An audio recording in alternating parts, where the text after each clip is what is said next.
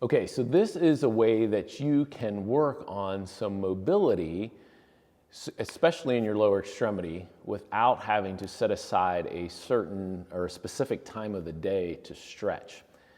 I actually got this idea from Kelly Starrett in his book, Born to Move. I highly recommend that book if you have not read it. So the idea behind this is, if you're like me, setting aside a specific time of the day for 20 or 30 minutes to work on just stretching and mobility probably isn't going to happen. We're all really busy. That would be a hard ask of myself and for our patients. So the idea of this is, can you do some mobility work on the floor when you normally would be sitting in a chair? The most easy example of this is if you're watching something on TV or Netflix. Instead of sitting in a chair, why don't you get on the floor and actually move through a couple of positions that I'm going to show you. So I'm going to show you some of the positions he shows in the book and add a few of my own. And what this allows you to do is kind of work on some mobility naturally instead of having to set aside a time for stretching. I tend to use this most sometimes with watching a show. A lot of times when I'm doing folding laundry, and then recently I've actually used it for when I want to read. So a lot of times later in the day, I think, you know what, I'll do a little bit of reading of a book, but then because it's later in the day, I have a tendency to get a little sleepy. So instead of sitting in a chair to read, then I actually just get on the floor to read and go through some of these different mobility positions. So let's get into it. The first position I want you to try is just this, which is crossing the legs and sitting up straight.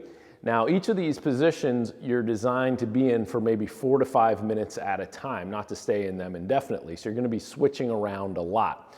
So obviously, if I was just reading, I'd just be sitting here reading. You can switch the legs. This changes it up a little bit, and uncross them and go switch which legs in front and which legs in back. The next position would be to then just how long can you sit up with your legs completely straight out in front of you like this. This is a nice hamstring stretch and just good for some back mobility. So again, you would try to stay here in this position for 4 to 5 minutes. Even if it was only 2 or 3, that would be good.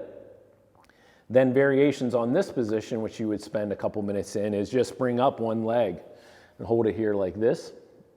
You can also, again, read in this position, right? Obviously, switch to the other leg, same thing, a couple minutes with this leg up. All right, the next position tends to be a little bit more challenging for a lot of people, is to do what we call a hip 90-90. So you would go into 90 degrees at both knees in this position. This tends to be the position that I'll kind of do laundry in, like I'll have the basket over here and then I'll be folding, kind of moving the clothes around. And again, trying to stay in this position 4 to 5 minutes is good. Now, let's say you're watching TV and you can't stay upright in this position and you're just leaning back like this. This is still great, even if you just have to put a hand down to be able to support yourself because you don't have enough mobility. That's totally fine. So then, obviously, you would want to just switch it to the other side. So again, switching positions to the other side, again, staying here for 4 to 5 minutes.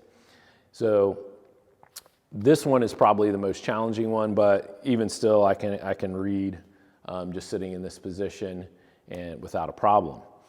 Next, I want to have you go into a kneeling position, and then you can go with your feet fully plantar flexed, right? So this actually helps to, one, work on knee range of motion and then also ankle range of motion. So again, as long as you can stay here.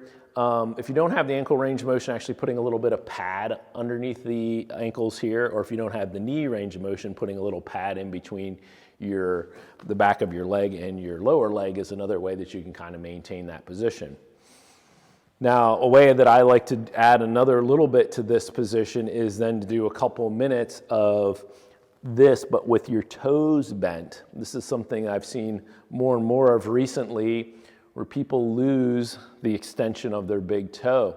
So this allows you to sort of stretch the bottom of your foot, put your ankle into the opposite position, and also stretches your big toe.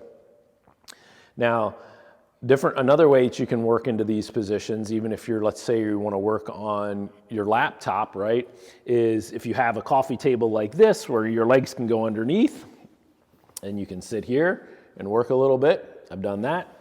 You can even get into that hip 90-90, pretty much any of the positions almost, and you can still sit there and work.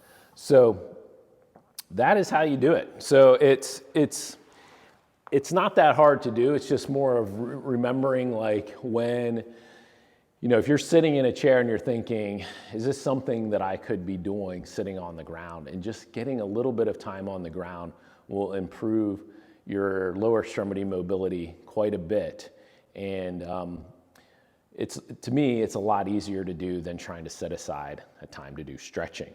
So give this a try, work through these different positions, see if you can kind of make a habit of doing it at least once or twice a week, and I think it'll make a big difference on keeping your mobility, especially in your lower extremity. Let us know how you do. Thanks.